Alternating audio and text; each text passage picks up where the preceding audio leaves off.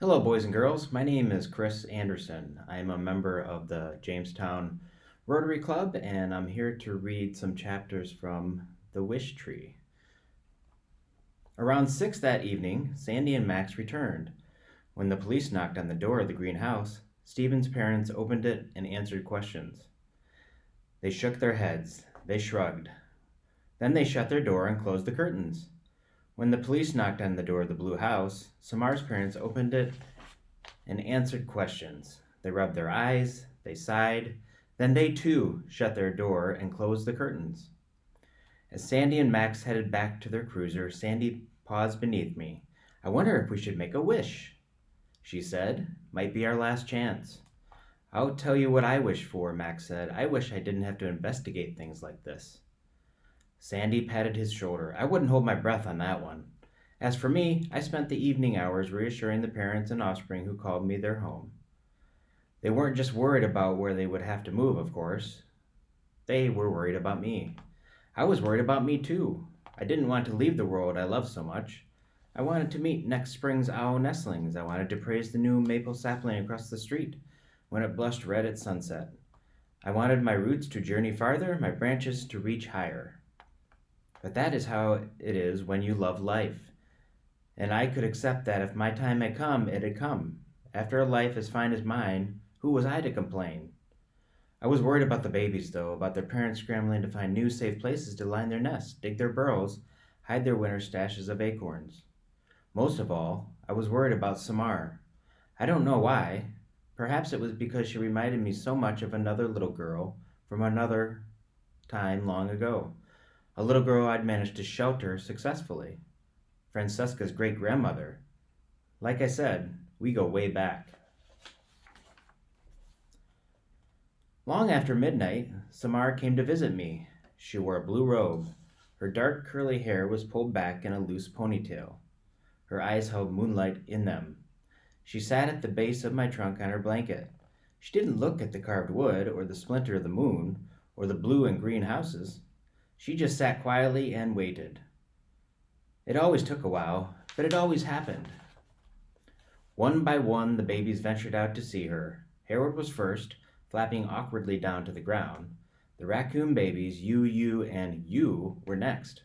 Raccoon mothers are notoriously forgetful, so they don't bother with traditional names. The opossums, the skunks, they all came. Samar sat perfectly still. The babies circled her.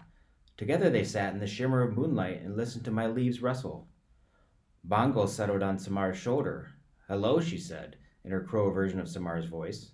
Hello, Samar said, echoing the echo. Bongo squawked and Samar jumped a bit. Even Bongo's quietest caw is a bit on the harsh side. Bongo flew up to my smallest hollow and poked her head inside, her tail feathers still visible, with something shiny in her beak. When she returned to the ground in foot of Samar, gently she placed a tiny silver key attached to a long faded red ribbon in Samar's open hand. It's beautiful, Samar whispered. Thank you. Bongo bent forward, wings spread in a sort of bow. It was in crow circles a sign of great affection. I've seen that key before. Bongo had inherited it from her mother. Crows live in extended families, and they pass information across generations. It didn't surprise me that Bongo still had the key, or that she decided to give it to Samar. In the sweet calm, surrounded by everything I loved, moonlight, air, grass, animals, earth, people, I wondered with a pang, how much longer would I be able to savor such moments? I wondered, too, if I'd done enough for the world I loved. It was something that I'd asked myself before, but impending death has a way of focusing your attention. Sure, I'd provided plenty of shade, made oceans of oxygen for people to breathe, been a home to an endless parade of animals and insects. I'd done my job. A tree is, after all, just a tree. Like I'd told Bongo, we grow as we must grow, as our seeds decided long ago.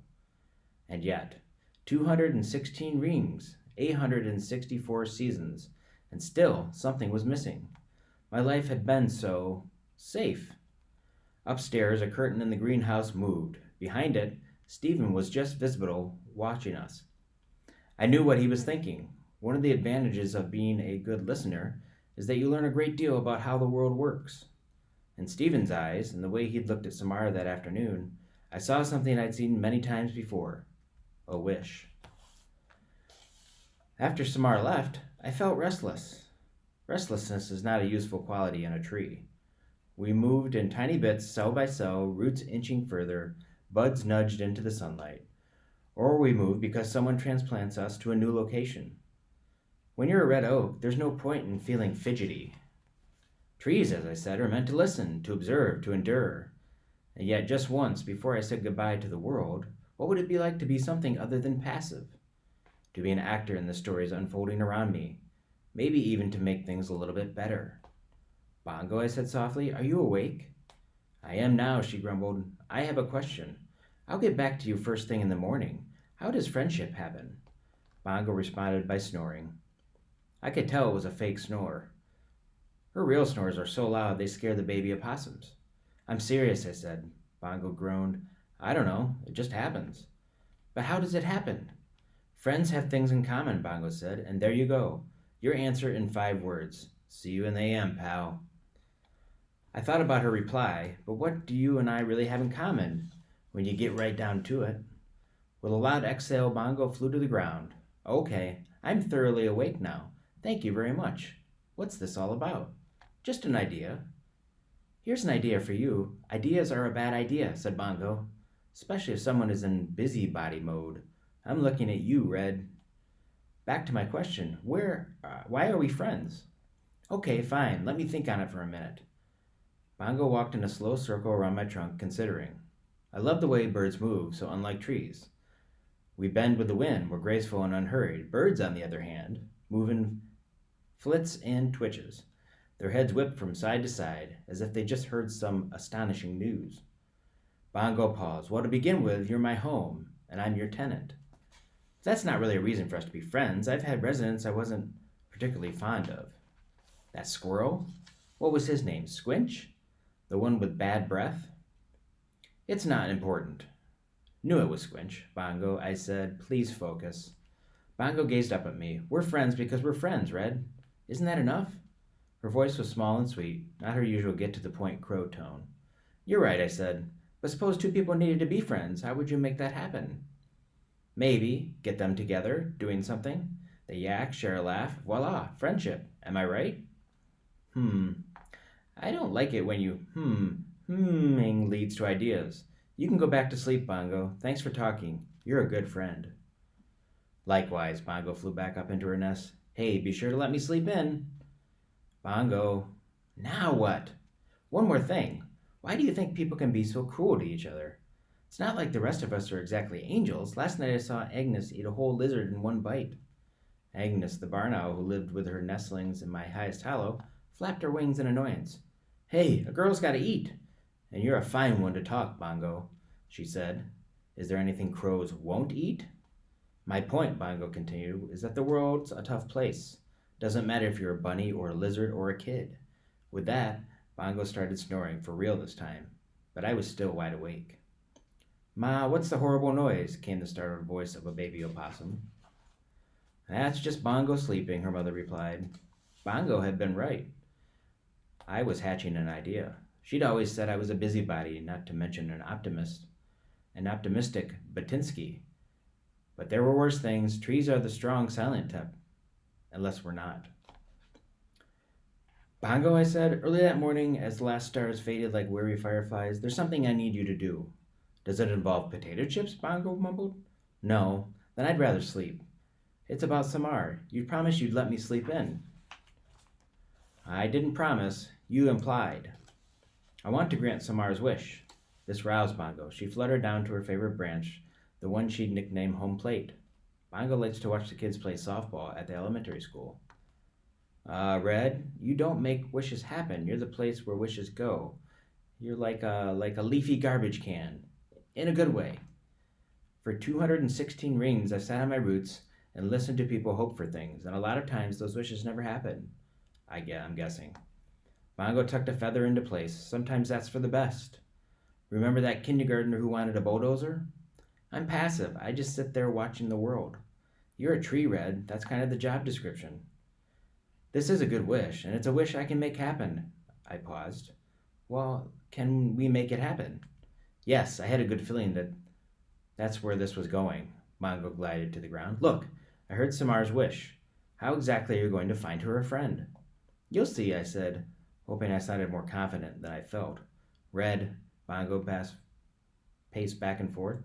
With each step, her head bobbed forward. We've got more serious issues, pal. Francesca's talking about turning you into toothpicks, and your residents are frantic about where they're going to move if that happens. She came close and nudged me finally. Of course, they're worried about you, too. I know that. Fresh baked bread poked her head out from under the porch. It was barely dawn, and the only white stripe running the length of her face was clearly visible. I've offered to take in one of the tree families temporarily, she announced. Preferably the opossums. They're better behaved than the yews.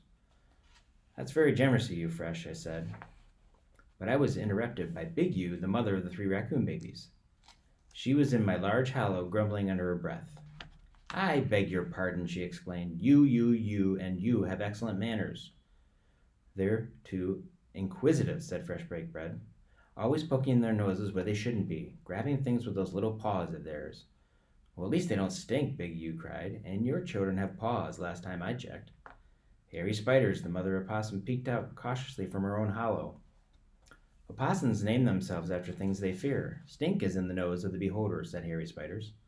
And while I personally think your children have a delightful odor, Fresh, I've already gotten dibs on the woodpile 2 doors down.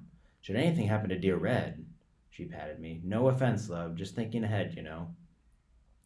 No offense taken, I assured her. I saw that pile first, Big Yew cried. Share the skunk den, Hairy Spider said. I wouldn't be caught dead in that pace, Big Yew exclaimed. Not now, not that I know my inquisitive children aren't wanted.